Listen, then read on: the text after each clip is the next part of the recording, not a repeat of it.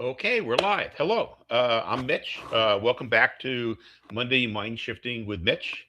I set up 2 weeks ago to conduct a series on what I viewed as the most reference based, effective way to solve problems, make decisions, and be successful. Um, and this is a method borrowed from an Air fighter pilot. And then last week, I did the first session. But before I go into that, I just want to show everybody what it looks like here. Let me just share the screen for a minute. And here we are today. I'm just outside of New York. And uh, for those in the US, we got about 21 inches of snow. I think that's about 53, 54 centimeters. And here actually is my wife doing the shoveling at that point. We kind of took turns at it. So we're kind of snowbound. It just stopped snowing about 15 minutes ago. So I think I'll probably go out right after this and do another round of shoveling. But let me stop sharing for a minute. Uh, so what I'd planned to do in the session originally is after last session where we talked about decision making and problem solving. Um, I intended to kind of dive into what's the most critical point in decision making based on the model that we introduced last time. But let me ask you something. How many of you lay out a plan and then start executing it, and when the results start coming in, they're not exactly what you expect, or perhaps even what you wanted. When that happens, what do you tend to do? And I'm going to get the chat up so I can see who. Let me theme music help chat. Here's chat. So I can see if people are responding. Um, and I'll just say that for most people, okay, most of the time, when we start doing something and it doesn't starts out not working, our survival brains kick in, okay, and we may deny the results, or we may look for someone or something to blame, or often we give up. Sometimes we play the victim or we blame ourselves. Um, as I'm saying these things, I'm thinking, wow, something that just sounds like so many of the politicians that we have to deal with today, right? Uh, so last week, when I started this series, I described the process of making decisions. This is a decision-making process that's been proved for over 50 years. It's the most successful method devised for achieving results. I think I gave a good session. In fact, the immediate feedback from the people that were watching was, "Wow, this is really good content.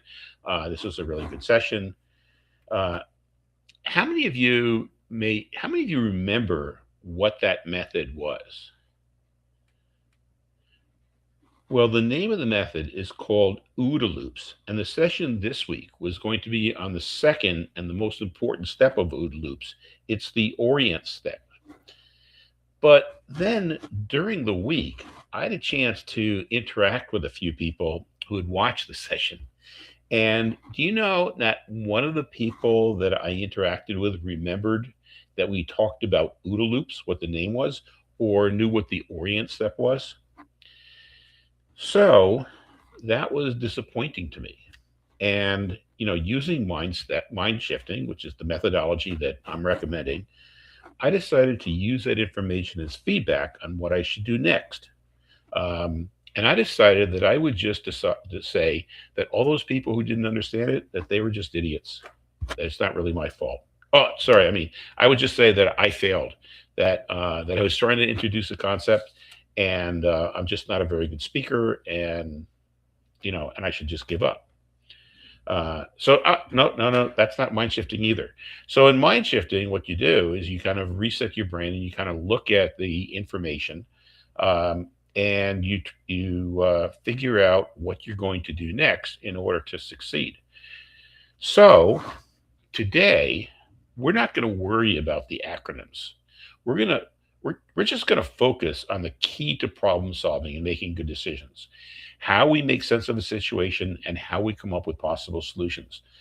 I'm not going to tell you the name of the step that we're going to cover is Orient. Okay. I'm not going to tell you that John Boyd said that the Orient step was the most important step in being successful.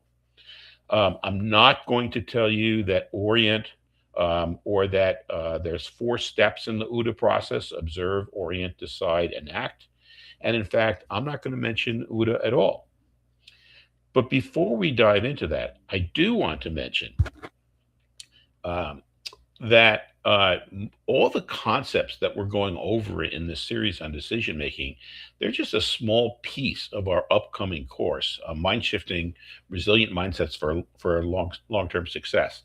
And this course starts April 14th. So if you want to learn how to keep your survival brain from taking over so you can be more successful, I have the QR code up here on the screen.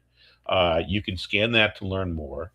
And I will say that the current course, which is on the resourceful brain that starts tomorrow, that course filled up about 3 weeks ago, and there's like a 30-person waiting list. So if you're interested, you should probably sign up relatively quickly. So one of the issues that we face when we're making decisions is that life is rarely crystal clear. We often face information that's ambiguous. For example, sometimes my wife will ask me a question like, "Do you want salmon for dinner tonight?" Now, originally I thought that was just a simple question, right? Yes, I want salmon, or no, I don't want salmon. But now what I've learned is I don't really know what she's asking, and I have to find out more. Like, is she really just asking me what my preference is? And she might. Is she asking me to make a decision? Or is she just politely announcing that we are having salmon? You know, I really don't know, and I have to find out before I answer the question. Because the world is confusing, our brains love to grab onto the very first solution that comes to mind. Now, studies show that only 15% of important decisions involve looking at more than two alternatives. Our brain comes up with something, we latch onto it, we decide that that's going to work, and we stop thinking. But data also show that when three or more alternatives are considered, solutions are 60% more likely to be successful. So just look at that. Only, 85% of decisions only involve one choice. And yet, when we do involve more than one alternative, solutions are 60% more successful. So our goal should probably be to always have at least three options when we're making an important decision. And if we think of these options as hypotheses, kind of like the scientific method, right? You're making a best guess in each of those situations. If I take this actions, I predict that this result will happen. The question is like, how do you come up with these three options? Well, when we observe a situation, we don't generally see raw objective reality. John Boyd, that same guy that I said I wasn't going to mention to you, John Boyd, who came up with the OODA loop, which also I said I wasn't going to mention to you, pointed out that we filter reality through our genetic heritage, our cultural traditions, and our previous experiences. So if we aren't careful, what we already know or what we already believe blinds us, and we just repeat old habits. And those are known as, cognitive biases. And we all are familiar with confirmation bias, where we only seek information that already agrees with what we know. But there's like 20 other types of biases. Um, John Boyd called these incestuous loops. And incestuous in the sense that we see information, we know what we want to observe, and so we observe uh, only the information that supports what we already know, and then we take another action based on that, and we Again, only observe what we already know, and so we come to conclusions based on what we already thought we the results were going to be, and then we don't progress. So if we aren't careful, that's what we do to get past our biases and to come up with fresh options. What we have to use is a combination of analysis and synthesis. Now, analysis is breaking things down. We look at what we already know, we look at the data, and we categorize it. But analysis alone isn't enough for new problems. We also need synthesis. Synthesis is creating something brand new by drawing on different domains or by looking at competing channels of information to deal with unfamiliar situations. You analyze the situation, you synthesize or come up with a few new ideas, and then you predict that will happen. That's how you generate your three hypotheses. Now, as we're looking at information, it's easiest to come up with things based on analysis. And that's another trap that we get into. We analyze and analyze and analyze. But when we're only doing analysis, yes, we're only using proven solutions, but we're also only using solutions that are basically doing what we've always done. And it's that synthesis step, which is taking risks, but it's really the only way to come up with new things that we have to force ourselves to do. So in the next steps, once you have your options, you then decide which of them you're going to try to do, and then you act. But here's the secret of good problem solving: you don't act with the expectation of immediate perfect success. You act with the purpose of observing the results, looking at information, and then deciding what you're going to do next. So I've had to learn this the hard way over and over again. One time, I guess it was about 20 years ago, I was asked to build all the courses to start an online high school. I had to find people to write the courses. I had to put the courses into a learning management system. I had to proof the courses. But this became a problem with calculus because I had to proof the calculus problems. And I hadn't taken calculus, since I was in high school. So I was completely stuck. But my daughter, Rosie, was taking calculus at the time. So come up with the first problem. I can't figure out how to solve it. I bring it to her. She spends about 2 minutes on it. She solves it. She explains to me what she did. I go back. I do the next problem. The next problem I couldn't do. I go back to her. And my hypothesis was, or I was sure, I'd have this problem. I'd bring it to her and she'd solve it.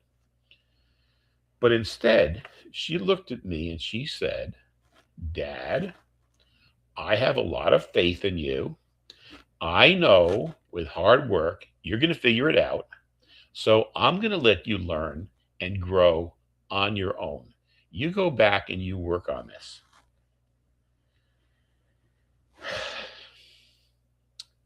She literally used all the growth mindset stuff I had been using with her since she was born. And to be honest, like, I don't think that's fair. I mean, shouldn't your kids just do what you tell them? I mean, yeah, we want them to be independent and everything, but not with us, right? So in this case, anyhow, I didn't have the luxury of fighting or freezing or blaming. And anyone who's ever been around a teenager knows you can't just tell them what to do and expect it to be done. So I needed to be able to access my resourcefulness and get those problems proofed, which I eventually did through a combination of learning to solve some of them myself and finding a math teacher who could do the quality assurance so that I didn't have to do all of it. So my first action didn't get the results I wanted. So after I observed her reaction, I needed to accept the feedback and consider what to do next. considering that what to do next is that step where you try to analyze and synthesize, analyze what happened, and synthesize to come up with new things. So I had to loop back, reanalyze the situation, and synthesize a new way to prove these calculus problems. So rarely can we make a decision, implement, and then just walk away. The ability to observe and adjust probably even more critical than coming up with the first plan of action, which is why OODA loops have been so successful as a strategy for over 50 years because it's bringing you back through that decision making process. Oh, wait a minute. Sorry. Didn't I say before that I wouldn't mention OODA loops? Well, uh, I guess don't trust me. I guess I lie. But anyhow, this process of being able to look at information and know, oh, wait a minute, I'm going to do this. Information is going to come back. It's very likely not going to work. So I'm going to take that information and then I'm going to analyze it, come up with some other things, decide what to do, act again. That's probably not going to work, but it's going to give me information as well. That having that process in mind, that's what makes us resilient. And when we come up with alternatives, we decide we do it, we observe the results, and then we figure out our next move. So, kind of as we wrap up today, I want to go back to why I started this series on problem solving and decision making in the first place. Okay, my hope for this series is that you don't just hear interesting theories, but that you walk away with concepts and techniques that you can immediately apply to your lives, your classrooms, and your workplaces. After today's session, maybe you've picked up things like using the Orient step to catch yourself before you jump to your first idea, and then spend some time looking at your base results. Force yourself to come up with synthesize and come up with three different alternatives, and then treat your actions as experiments to get feedback that you can then use as you observe them to come up with what to do next. And now, for myself, I also need to practice what I preach. At the beginning of the session, I told you I observed that the acronyms weren't working last week. So I pivoted today to focus mostly on the practical steps and not to mention that it's the OODA loop, that John Boyd invented it, and that the second step in the OODA loop is Orient because it's observe, orient, decide, and act. So I've, for the most part, skipped the acronyms and the names. My next job is to find ways to observe the results of this week's session. So talking to people who've seen the session, did my attempt to leave out the jargon or simplify the jargon help? Will you be able to make better decisions after listening to this session? Will you want to come back to other sessions? So over the next few days, I'll be looking at the chat, talking to a few of you who have been watching this, using that feedback to decide exactly where we go for the next Mondays. Now, next week, my guest will be Josh Chernikov. When Josh and I get together, we always seem to cover some interesting ground, some unexpected places where mind shifting has cropped up, maybe in our own professional lives or our personal lives, or maybe even reactions to politics, because I understand the State of the Union address is coming up. There is the Supreme Court action about tariffs. A lot's happening. So we'll be talking about how do we apply those things to mind shifting so that we do better at our jobs, we do better as part of society, and we interact with our family better. So you're probably not going to want to miss that. That's going to be next Monday. And if you want to equip yourself and the people around you with these skills in a much deeper way, please consider taking that mind shifting resilient mindsets for long-term success course. The next cohort's going to start April 14th, and you can see the QR code on the screen above you. So I'm going to sign off. This is Mitch for at Mind Shifting Mondays with Mitch. Keep mind shifting, and I'll see you next Monday.